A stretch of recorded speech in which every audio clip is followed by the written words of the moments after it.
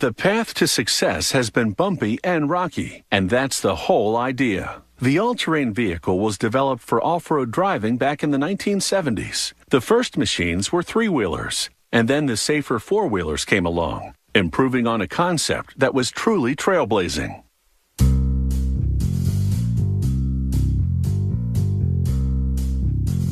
If you're looking for adventure, an all-terrain vehicle will get you out of a rut. All that bouncing around won't hurt a bit because the independent rear suspension takes some of the shock out of that bumpy ride.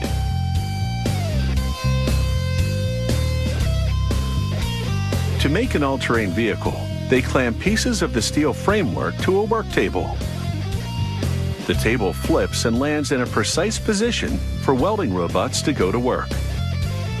These computerized robots do all the big welds. Humans take over for the more intricate work.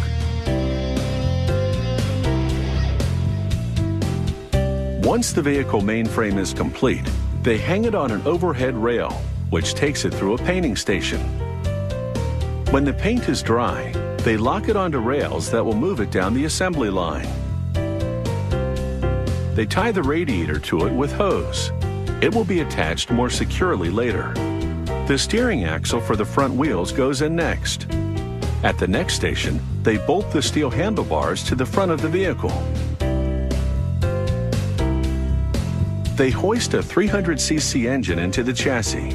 It's suitable for beginners or smaller riders. They fit the carburetor into the engine manifold.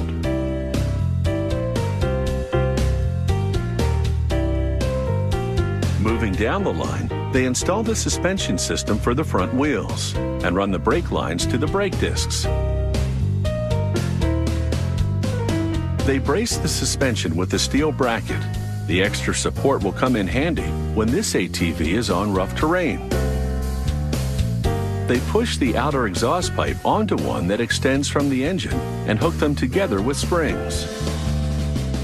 They then slide the front and rear clutches onto grooved shafts and connect them with a rubber belt to transmit power from the engine to the transmission.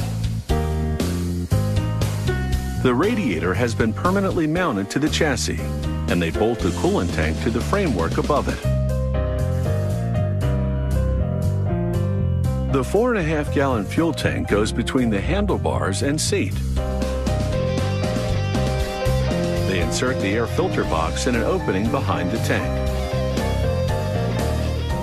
This much bigger lid goes on the storage box in the front. And after a little trademark artwork, they push the instrumentation panel into place between the handlebars. Footwells made of rigid plastic flank each side of the ATV.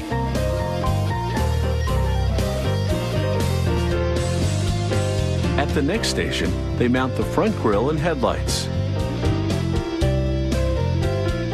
They screw a rack onto the back. It can be used to tie down anything from camping gear to game. Workers then press a comfy vinyl seat onto the center of the vehicle, snapping it into place. Now, this all-terrain vehicle is ready for its wheels. The back ones are larger to provide that cushioning effect over the bumps, while the smaller wheels in the front provide traction and maneuverability. They apply reflector decals to the sides and back so the ATV can be seen more easily when daylight dims. The tank has been fueled, and this ATV is ready to take a ride on the drum tester. The operator parks the wheels on a set of drums. He activates the computer, and those drums are ready to roll. The gate closes and the ATV rides on the spinning drums, reaching high speeds without actually moving. It's the perfect opportunity to test the gears, brakes, and exhaust system. The operator then gives the brakes a workout, because good brakes are critical in backwoods conditions, and it passes. From the three-wheel machine of the 70s to the flashy four-wheeler of today, the ATV continues to be popular off the beaten track.